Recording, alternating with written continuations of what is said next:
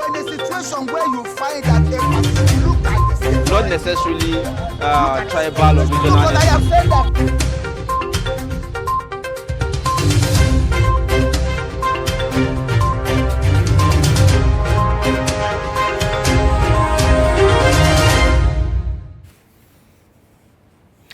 All right, thank you for staying with us. This is Daybreak Special, and today we are zooming our focus on the activities of the Armed Forces Remembrance Day. We are remembering our fallen heroes for all the sacrifices that they made in making sure that Nigeria remain together, united, and also protecting the sovereignty and territorial integrity of the nation. Now, this time we're taking a look at the dailies on Daybreak, and we have in the studio Ali M. Ali, Deputy President, Nigerian Guild of Editors, for our newspaper review.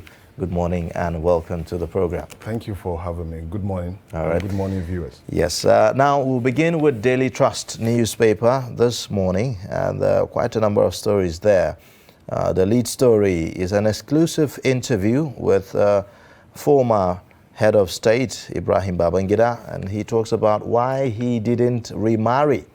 And there you would find the writer also talking about the president I want in 2023. So if you are curious, just like me, you might want to watch TrustTV later on Sunday, today by 7 p.m. And also there will be a repeat of that interview on Reminiscences on the TV to show you, just to have a hint on where the thinking of the former head of state is as regards the 2023 presidential race. So you might want to take a look at that. In case you do not have Star Times, you can watch on YouTube. This is being live streamed on YouTube and on Facebook as well. Connect with us on all our social media platforms.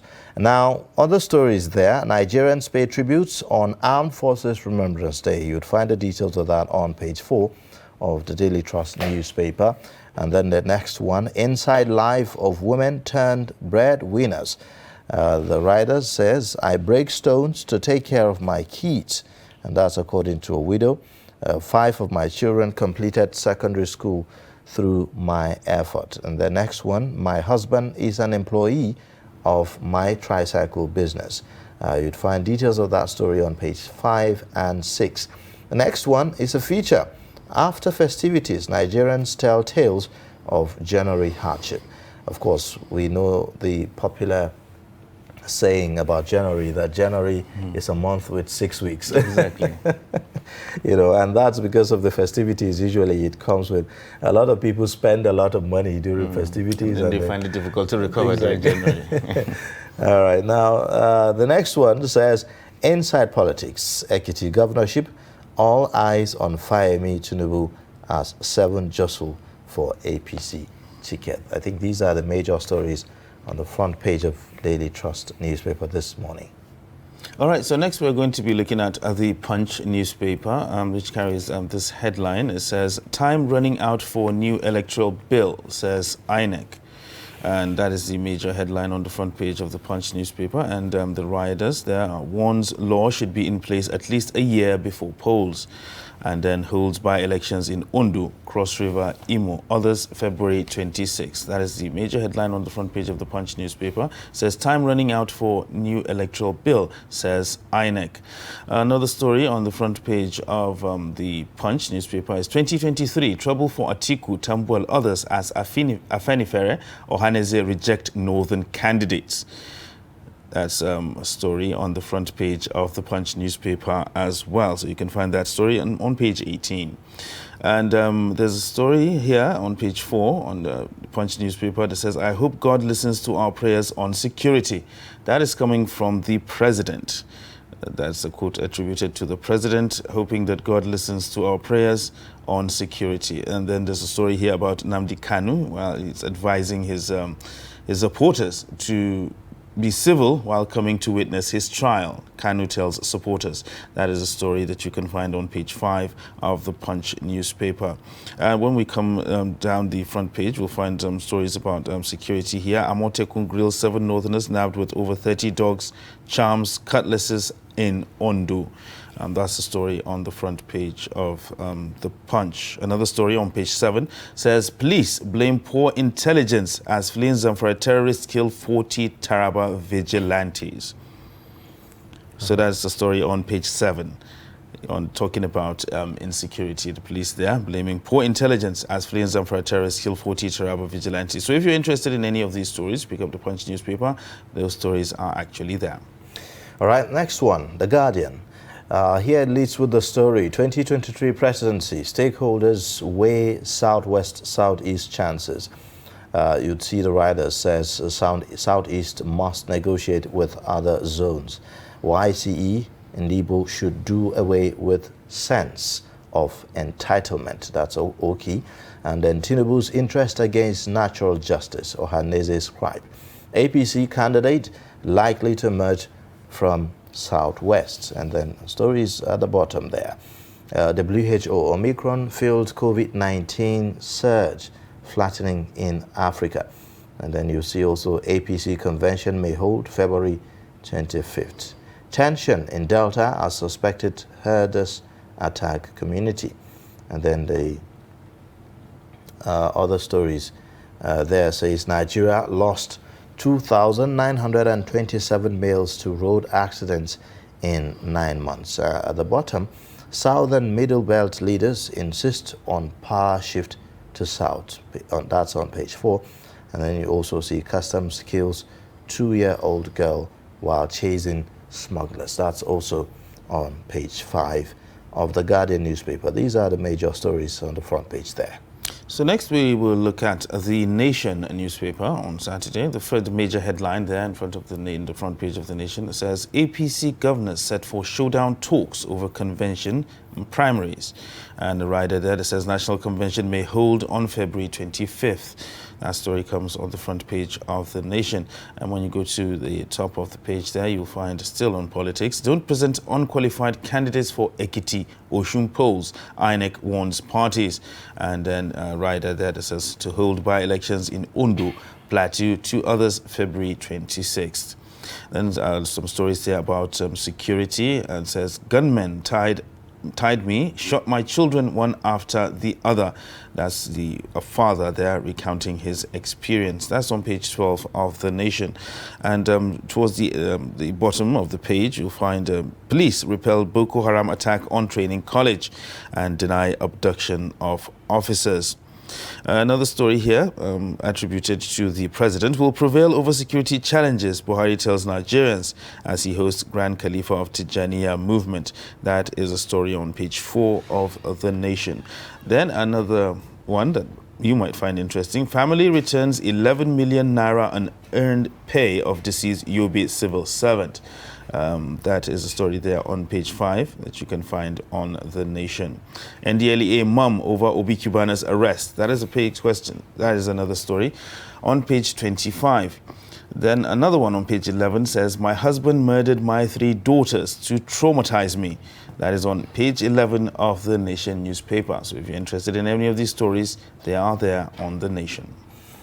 All right, take a look at this day newspaper this morning. The first story there at the very top talks about Boko Haram attacks, mobile police training school in Borno.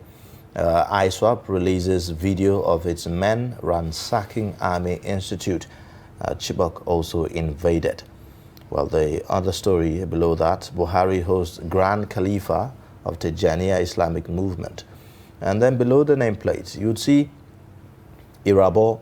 Military remains loyal to democratic rule, declares army now well focused on performing its constitutional roles. The lead story on this day, South Middle Belt leaders urge parties to zone presidency to South. And then also you'd find the next one, group faults Governor Yahaya's silence on killings in southern Gombe. So these are the main stories on this day this morning. All right, and the next paper we'll look at is the Blueprint on the weekend. And the major headline there in front of the Blueprint says, raising the bar of the military traditions. And riders there, common female officer violated extant military laws, says the Army. And then the women groups are saying that the laws are discriminatory. And Reno Omokri is saying that military should have promoted the love story, and then Nigeria not under military dictatorship. Well, that's the story on the front page of the Blueprint, talking about the military there. And then there's a story, why Umahi should take over from Buhari in 2023. That's attributed to Iziali. That's a story on page 26. And then post-mortem, Christmas expenses versus New Year realities. That's on page 15. You can actually find it there. When you go towards the bottom of the page, you find gunmen kidnap 4 Federal University Lafayette students. And of course, when it comes to politics, South says APC National Convention to hold February 25th. And then another story here. On page 7 of the Blueprint says, I've retired from impregnating women, says Tubaba. So if you're interested in any of these stories, kindly pick up the Blueprint newspaper and you'll find them there. All right, well, like we told you, we have Ali M. Ali, who is the Deputy President, Nigeria Guild of Editors, for our newspaper review this morning. Welcome again. Good morning. Once again, good morning, viewers. It's Yes. good to be here. Yes.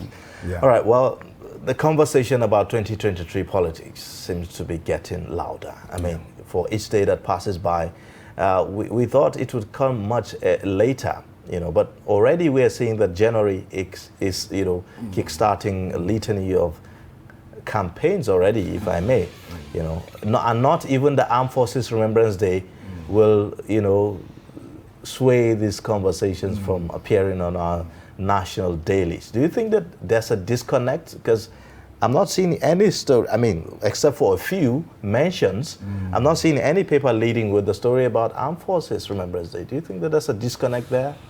Well, I think this is the time perhaps the editors are influenced by the market, what people want to read about.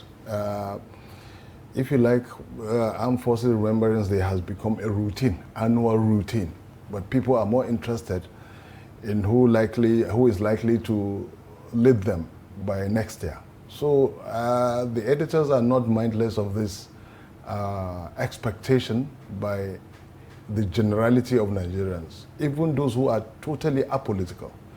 So naturally you expect that, well, especially with the back and forth of the ruling party, the convention about the ruling party, whether it's going to hold in February or not. And then the nature of the leadership of the ruling party. It's a caretaker committee that was supposed to last for 6 months, but it has been in office now plus minus nearly 20 months, 18 months, and still counting.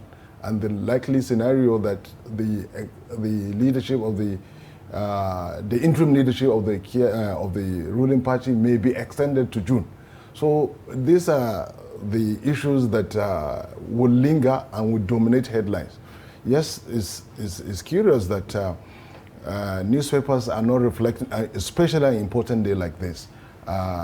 It's not reflective in the, maybe because, again, today being the weekend, normally, like we say in the newsroom, people are tired of reading hard news all week long. On a day like this, today, especially weekend, people want to relax with stories that are totally unconnected with politics. But that is not the case. Mm-hmm. If you look at virtually all the newspapers, except 1 or 2, and you see the papers that have kept the tradition alive of having a soft news kind of Trust Blueprint. They have taken the lead in today's edition especially, but others, they are hardcore political news. And like I said, a lot of Nigerians, because we are very political, Nigerians are political, intensely political. The conversation about 2023 actually started from the time President Buhari was declared winner of the 2019 election. So you can, if you like, go back and to 2019. And now that the election is just maybe a heartbeat away, and from all indication, it's going to be a close call. Nobody can say for certain who is likely to fly the flag of any of the 2 major parties, the ruling party, that is, and the opposition Yeah, people can only hazard one or two guesses. But if I may do a follow-up to Yeah. that, I mean, we have about 14 to 15 months to the general elections, and Armed Forces Day is just one day, isn't it? How is the relationship between the press, and our military, and in terms of, honoring, in terms of telling the positive stories, in terms of talking about, the good deeds, of the military? Because we seem to be more focused on more of the negativities, isn't it? Yeah, well, I think, you see, the thing is, it has to be a two-way kind of thing. You expect editors, especially, on a day like this, perhaps depending on the versatility of their defense correspondent or editors, line editors, that we're going to, well, maybe put together different angles to a day like this. Interviews with veterans and even those who have participated, especially in the wars to keep Nigeria together, well, which is only one. But then look at the heroic role of Nigerian armed forces in a peacekeeping operation worldwide, and especially on the continent of Africa. Like you rightly pointed out, I would have expected also editors also to zero in on like some of the exploits. Look at the heroic role of the Nigerian armed forces in Liberia, in Sierra Leone, and even which other country that Nigeria helped substantially to stabilize those countries, especially in the 90s. But like I earlier mentioned, sometimes you also have to be mindful where perhaps you have copy cells, where you have readership. And unfortunately, unless the military also make the overtures to also tell its own story, people are too busy looking at the market, looking at the figures, look at the sales figures, to really sit, maybe detach for a moment and say, look, let's zero in on some of these things we itemized, the heroic role of the Nigerian armed forces over the years on the continent of Africa and beyond. So could the current insecurity challenges or security challenges that we're actually facing right now, and some people seeing the efforts or lack thereof of the military to curtail this, could this actually be a contributing factor to why there's this negativity towards the military? Well, perhaps I wouldn't say it's negative as such. The media is just aloof, so to say. Yes. It's not very aloof to the exploit of the military. And like you rightly pointed out, the lingering insecurity nationwide is not really even, in a way, a telling narrative on the military. It's because of the failure of a very strong police force. If you look at it, the military, Nigerian military, unfortunately, the Nigerian police force is, well, literally missing in action. Because the Nigerian military now is saddled with internal security, which shouldn't be its responsibility. It's not the responsibility of the armed forces, but because of the overwhelming security challenges, the military is involved in internal security operation, which shouldn't be. The military primarily should be concerned with defending the territorial sovereignty of the nation against external attacks. But with the military involved in so many internal operations, like for example, the Northeast insurgency that has lingered for over a decade, actually should have been a police or National Guard responsibility, not the military. The military should check external threats. But with that, now where is the police? The police, unfortunately, is not really alive because the police is under-equipped, under limited personnel, and clearly demotivated. And with the military now doing police work, you expect that they will come into contact with the public, and then it will also be susceptible to all the ills of the Nigerian state, susceptible to influences, corruption and so on and so forth. And naturally, with that, the military will be increasingly demystified. And this is exactly where we are now. Because in the past, the mayor mentioned the mere sighting of military personnel in military fatigue, will send shivers down the spine of it. But we've seen it, just like after this end of the Second World War, when soldiers from the continent of Africa came face to face with the horrors of war. And then they realized the white man, after all, is just human like the rest of us. And then subsequently, there was the agitation, for, especially for African states, to be independent. Because at in the course of the Second World War, a lot of the colonial master was demystified. So this is what we have currently. After seeing the military being ordinary mortals and repeatedly being chased by insurgent elements, their military and their installations attacked, and then equipment, hardware carted away, and you expect, yes, people will be wondering, and maybe that has seeped into the press. So, yes. So from a journalistic point of view now, is there any damage control that the military can do? Well, I think the military is doing a lot of damage control. It's just that the lingering insecurity is so overwhelming. And one of which you can see the military is more engaging now. You see the military nationwide. I mean, in all military, there are spokesmen. There are even programs highlighting defense heroes in countering. Yeah, but more importantly, I think, is the action. More than the talking that will do that. And you can see in the past, and each time the military, especially the air component unit of the counter-insurgency effort, each time they make any successful attack is recorded and it's shared, so to convince a skeptical citizenry. You understand? But every now and again you see the efforts of the military be rolled back by occasional breaches, like what happened only yesterday night, which is all over social media. We've seen all that. And then, of course, you also see the heroic efforts by the military to change the narrative. But then it's still back and forth. And, you know, what would be the role of citizens, you know, in boosting the morale of troops? Yes, like you highlighted. I mean, these are our brothers, they are our sisters, they are uncles and aunties. I mean, they are just human like us, you know, with their own fears as well. So, yeah, of course. That you are a trained soldier doesn't mean that you are immune, precisely, you know, from fear. So, immortal, yeah. Definitely, that's a role that, you know, citizens can play, isn't it, in terms of boosting morale and all of that.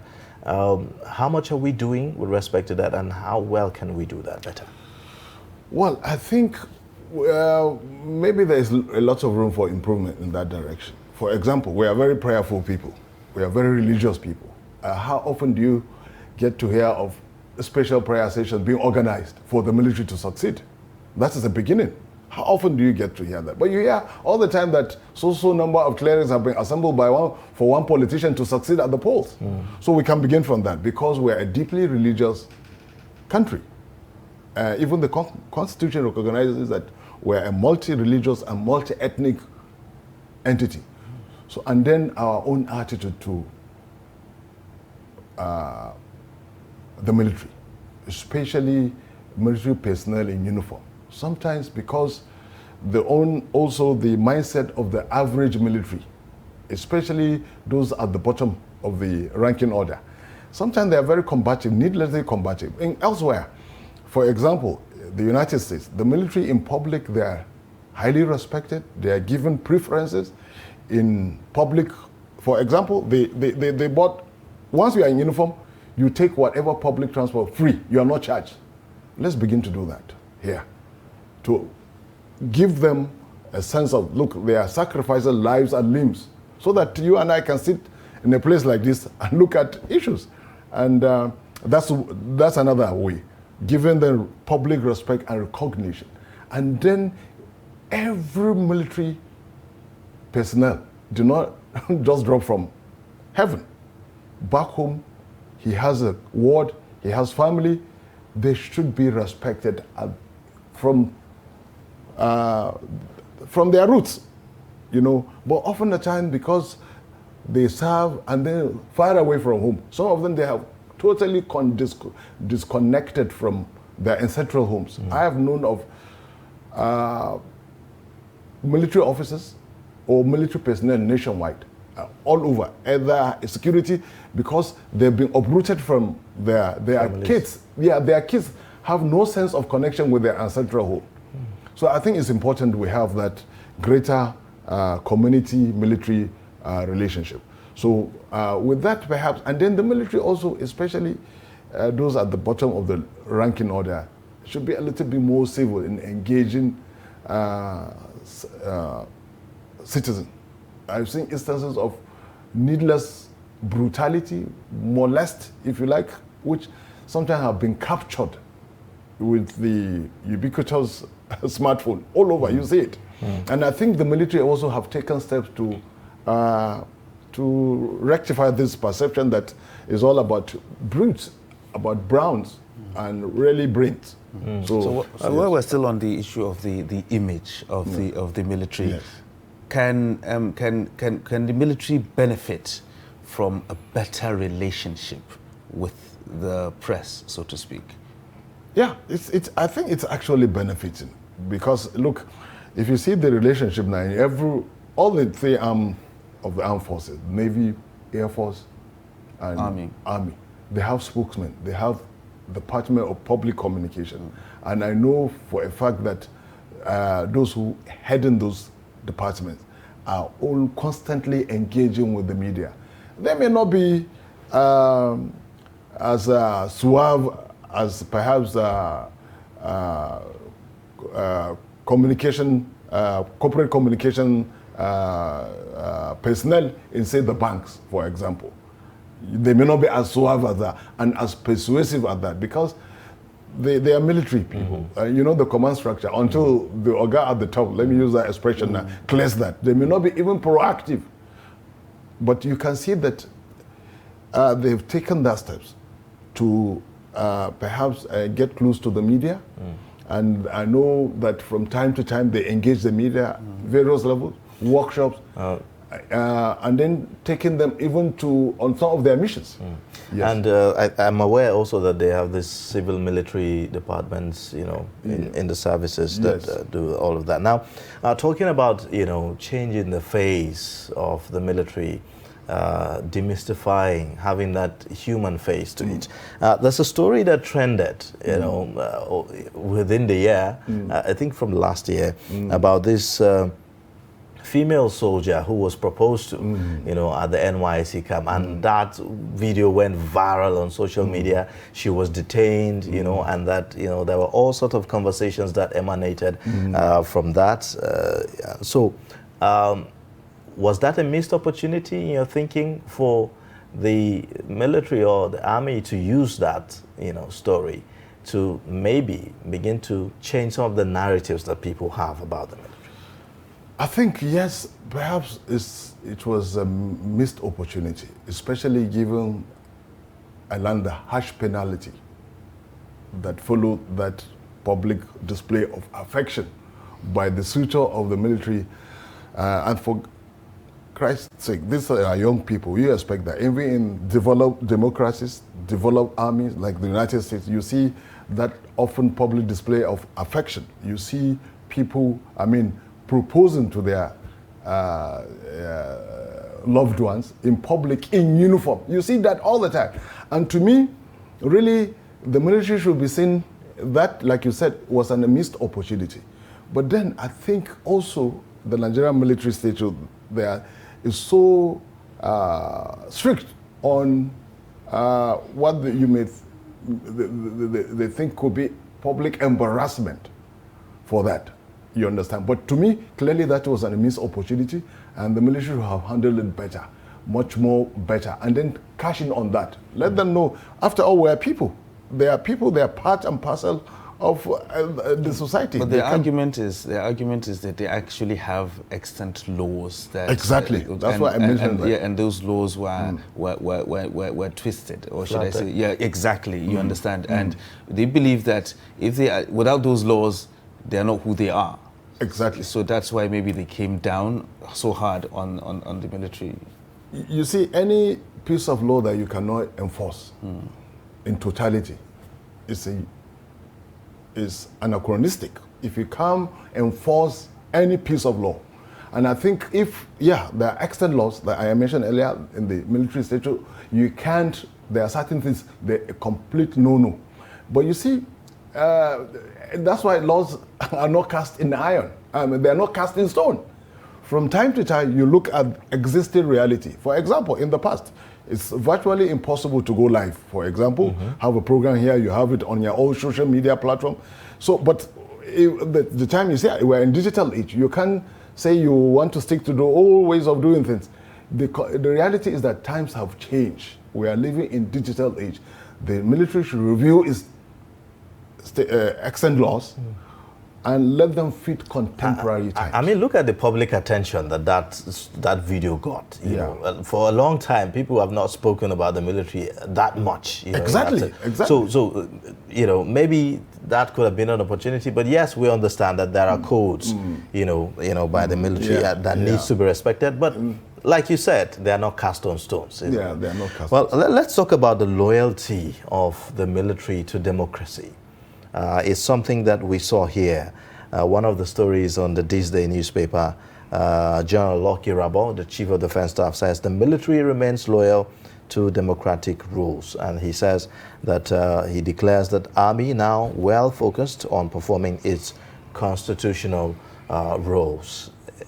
Can we really say that the military is committed, from all that we've seen, to democratic principles and rules? Well, in Nigeria, I would say yes. Elsewhere, perhaps, especially in Francophone countries, no. And this has to do with the historical evolution of these different armies. Francophone countries, and you've seen a lot of democratic reversals as well of these African Francophone countries, Guinea, for example, Mali, and even Chad, if you like. What happened in Chad, no matter how we want to sugarcoat it, was actually a hostile military takeover. So yes, the Nigerian military has, mounted repeatedly that it's loyal to constitutional authorities, yes. And you can see that in the last couple of years, the idea of having even, unless there are conditions that will make the military violate this constitutional provision, constitutional authority, I don't see that. I mean, they've walked their talk over the years. You can see that there have been several instances where we thought there would have been military takeover, especially in the days of Umari Musa Yar'Adua. A lot of people thought that was the time for the military to make another foray into an incursion into our political leadership. But the military resisted. Notwithstanding, there were even entreaties. So a lot of people subtly made the appeal for the military to take over during those dark days, in the days of Yar'Adua, and then the rise of what they now call the cabal at the time, until the legislative arm of government now came up with the idea of the doctrine of necessity, if you recall, because Nigeria's constitution does not recognize an acting president. But the doctrine of necessity, midwifed by, I think, the 7th Assembly, made Jonathan an acting president. So yes, the Nigerian military, in any case, is no longer fashionable to have military, especially in in Anglophone countries. If you look at Ghana, Ghana has long perished the idea of military takeover. Nigeria, for 22 years now, or 23 years, we have uninterrupted, But then, like, I often want to quote Ali Musri here in Africa, the Triple Heritage, when he said, under military rule, Nigeria inches toward dictatorship, and under democracy, Nigeria inches towards anarchy. And we've seen that in the last 22 years, instances where we're almost in a state of anarchy. You see, even what we have, this nationwide insecurity, northeast insurgency, northwest banditry, southeast separatist element, southwest continuous farmers, headers, clashes, and tribal irredentist, all of them. These are all symptoms of a looming anarchy. But we've survived. And some people will even argue that Nigeria has always danced on the brink, especially when we approach election. And Nigeria's, we're still trying to evolve into a nation where we're a nation of different countries. But with time, perhaps we forge a national identity. To this moment, people often don't know what is even national interest. All right. Well, thank you so much. Thank you very much. We'll have to end the discussion here. We appreciate your coming to Thank the you program. very much for having me. And happy Armed Forces Remembrance Day. Thank you. Thank you very much. You. All right. We've been speaking with Ali M. Ali. He's the Deputy President, Nigerian Guild of Editors, here in the studio, giving us perspectives on the stories that made the headlines.